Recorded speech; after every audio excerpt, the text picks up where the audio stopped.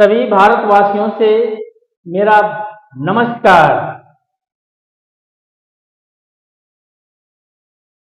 मैं एक शहर के माध्यम से मैं सभी भारतवासियों को, अभिभावकों को बताना को चाहता हूं कि हम चलें तुम चलो चल पड़ेगा कारवां।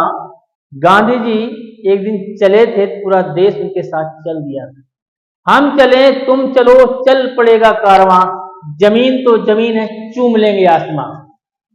प्यारे भारतवासियों, मैं अध्यापक ओम प्रकाश फ्रॉम कानपुर इस समय इटावा में मैं एक अध्यापक के पद पर कार्यरत हूं और इटावा में जहां पे कार्यरत हूं वहां के बच्चों की सेवा कर रहा हूं। प्रिय अभिभावकों, प्यारे भारतवासियों, इस समय हाई स्कूल और इंटर के बच्चों को बहुत बहुमूल्य समय चल रहा है। 22 फरवरी से बोर्ड एग्जामिनेशन है।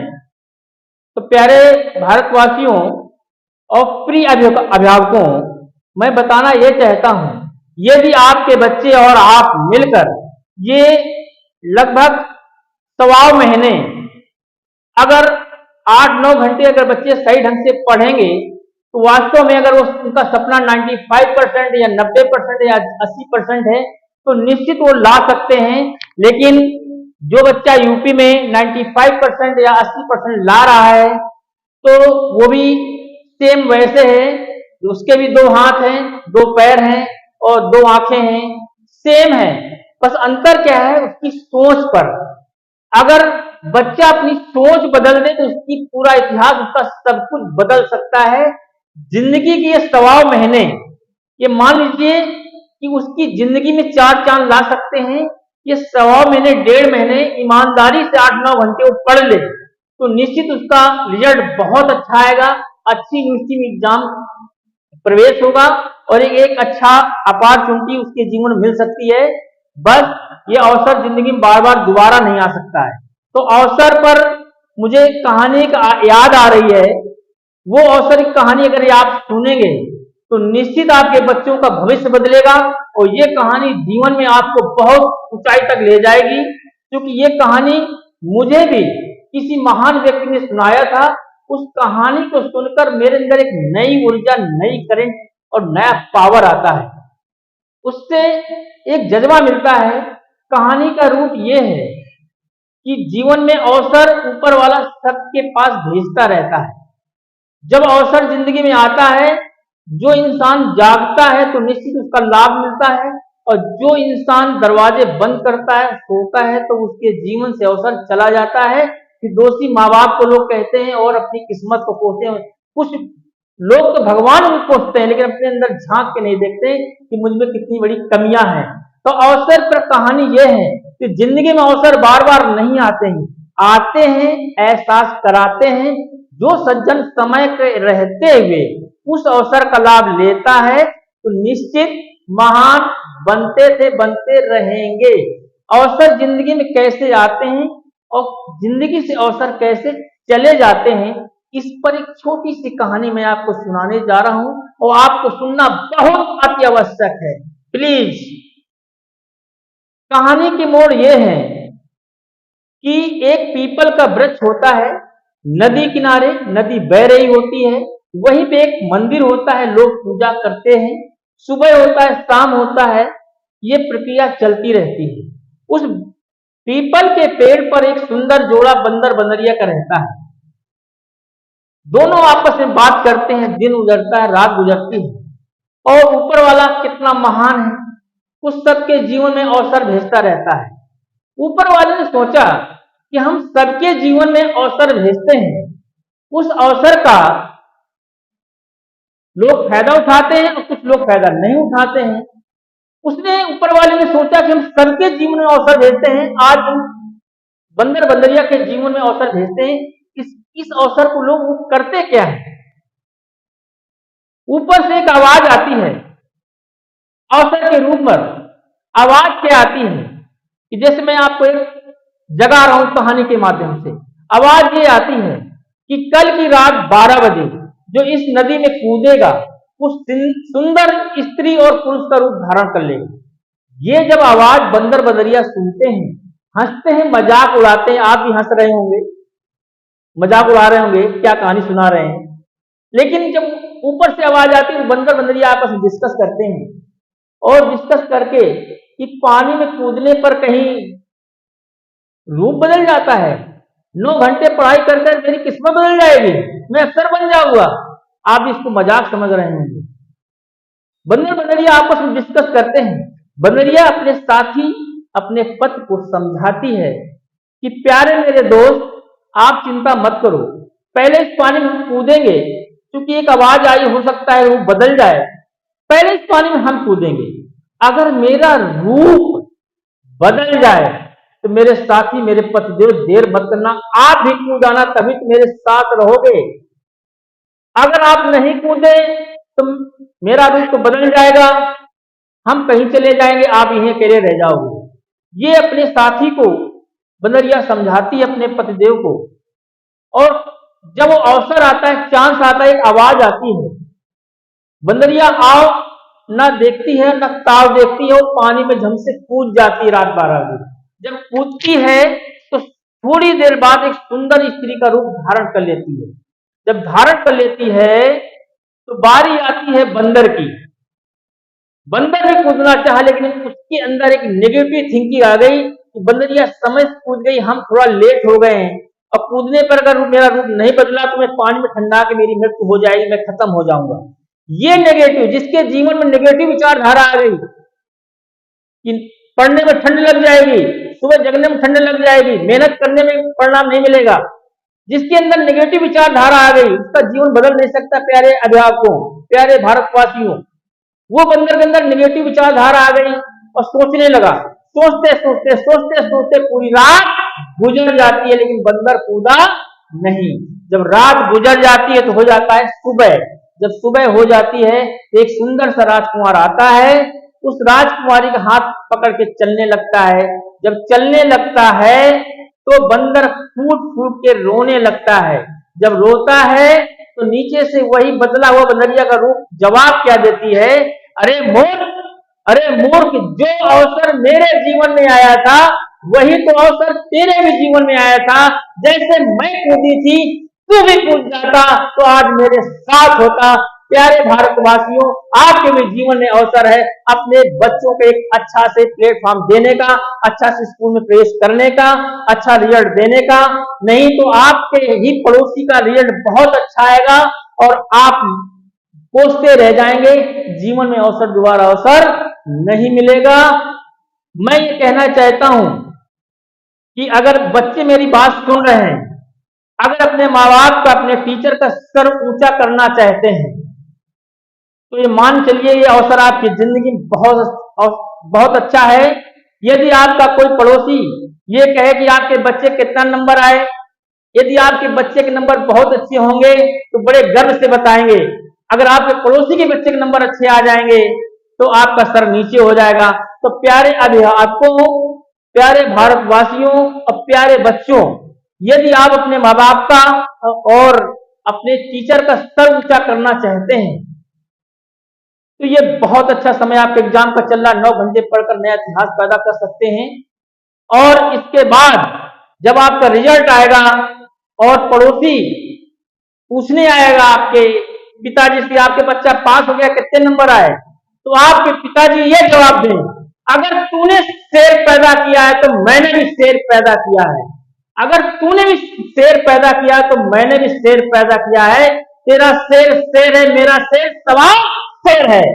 प्यारे भारतवासियों, यही समय है जब मेरे जीवन में एक अवसर आया था तो मैंने एक सपना देखा था कि भारत के टॉप क्लास के स्कूल कौन से हैं। मुझे अच्छे स्कूल 5 लगे, वो पांचों के नाम बताता हूं और वहां कक्षा 6 में प्रवेश होता है।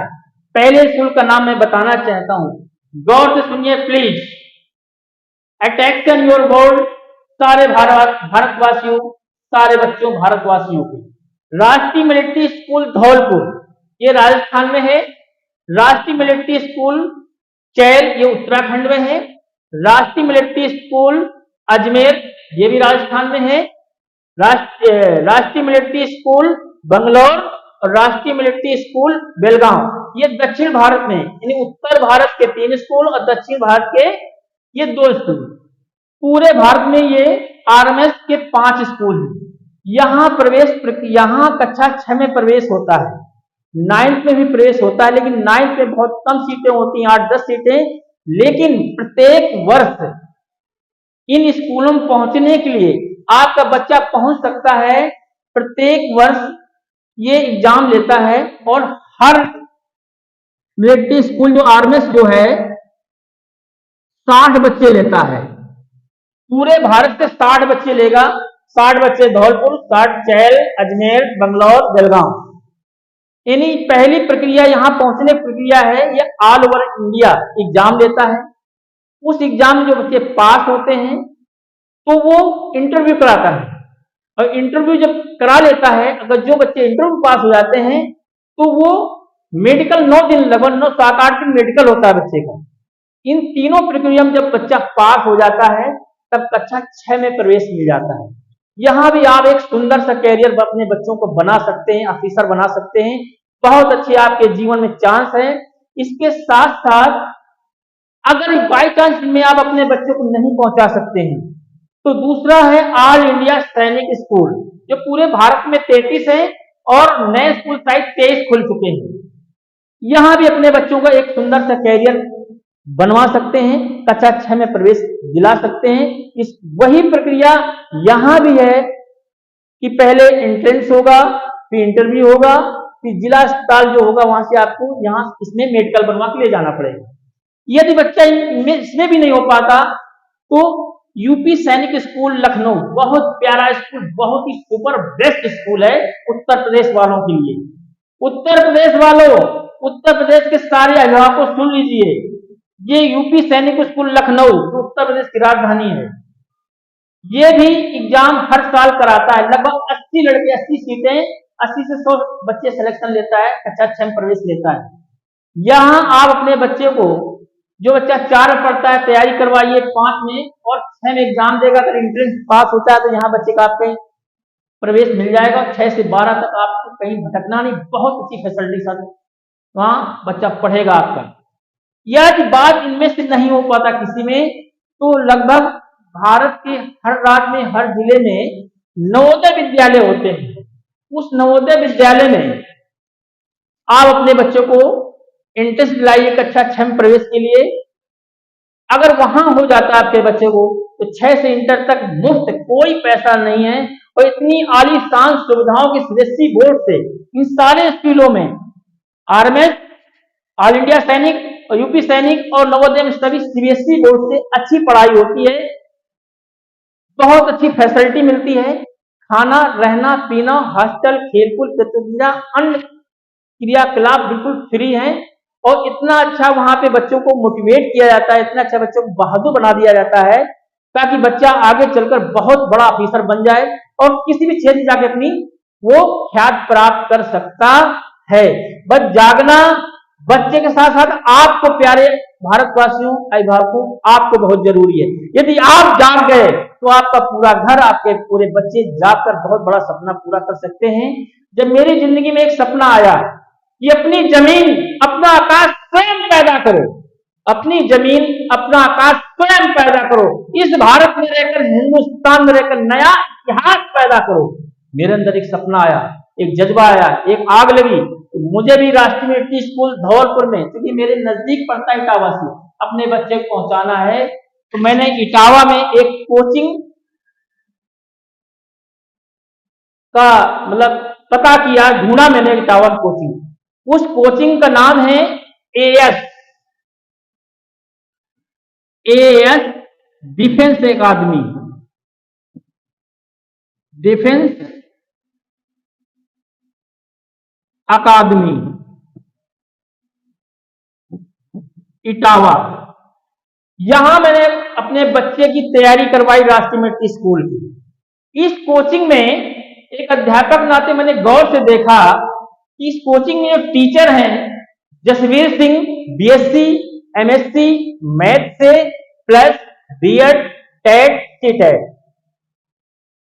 रीजनिंग में पिंकी सिंह देखा मैंने, वो भी बीएससी एमएससी टेट बीएड और सीटेट की अच्छी क्वालिफिकेशन था।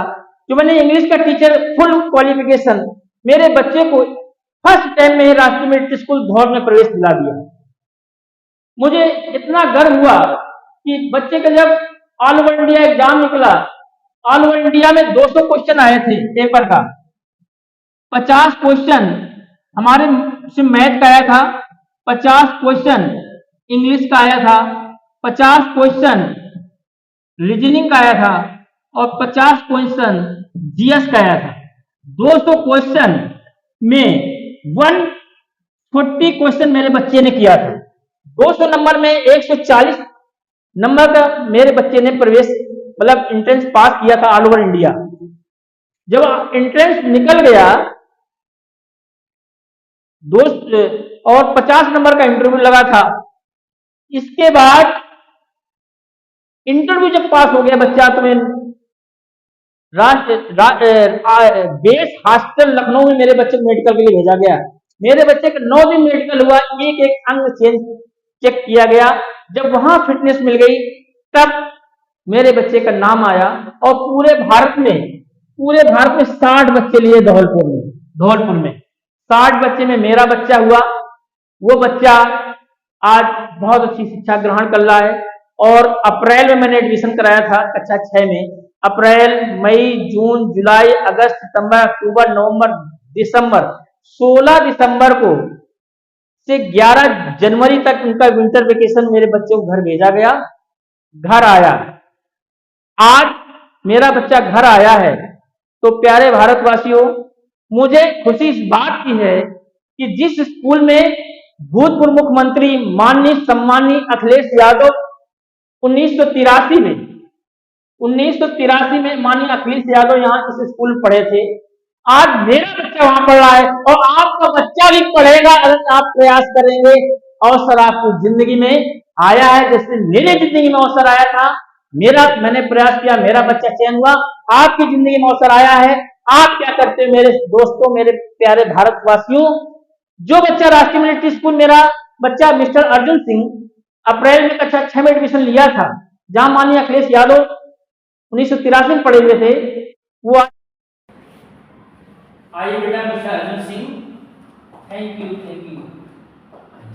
अपना इंट्रोडक्शन सभी भारतवासियों को दीजिए please. Hello guys, my name is Arjun Singh and I am from class 6. And in last year I have qualified the CET exam and the interview and the medical of Rashtriya Military School Dhurpur. Rashtriya Military School Dhurpur is a boarding school from class 6 to class 12. In the Rashtriya Military School Dhurpur, the seniors are known as Bhasa. बेटा वहाँ इसमें principal कौन है इसमें Dholpur? The current principal of the Rashtriya Military School Dhurpur is Amit Sharma. In the last year it was Lieutenant Colonel Shyam Krishna TP. बेटा हमको बताइए कि मैं अप्रैल में आपको छोड़ा था वहाँ पे एडमिशन कराने का चला आया था और अप्रैल से लेकर दिसंबर 16 दिसंबर को आप घर आए हैं।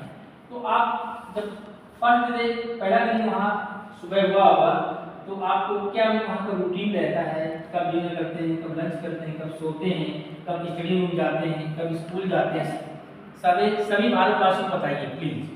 In 5:30 we have to wake up for the PT, and after doing the PT in 6:20 or 6:30, it can be a time misunderstanding. In 6:30 we go to 1. In 6:30 we change our dress and ready for breakfast. After doing our breakfast we go to school, and after doing our school in 1 o'clock 30 minutes we come in house for lunch. In cadet mess we do our lunch. After lunch we have a rest for 2 hours, approx 2 or 2:30 hours, and after doing the rest our games time is happen. There are 6 houses in Rashtriya Military School Dhurpur. Shivaji House, Ujjain House, Vikram House and other 3 houses. And the routine of Rashtriya Military School Dhurpur is very strict. After doing our games we have to take a bath. After taking a bath we have to dress up for the preparation room. In preparation room we are known as prep. In prep we have to study. In a day we have to prep. in evening prep and a night prep. Evening prep is before the dinner and later prep is after the dinner. And the both prep after training we have done our dinner and then we sleep. Good, बहुत बहुत अच्छे। प्यारे भारतवासियों, आप भी वहां पर अपने बच्चे को पहुंचाइए और इटावा में एएस डिफेंस एकेडमी में जरूर बच्चे का प्रवेश एंट्रेंस की तैयारी करवाइए। 100% आपका बच्चा इसी तरह इंग्लिश बोलेगा और कहीं न कहीं राष्ट्रीय के स्कूल में प्रवेश लेगा और नया इतिहास रहेगा। जय भारत, जय हिंद। Thank you.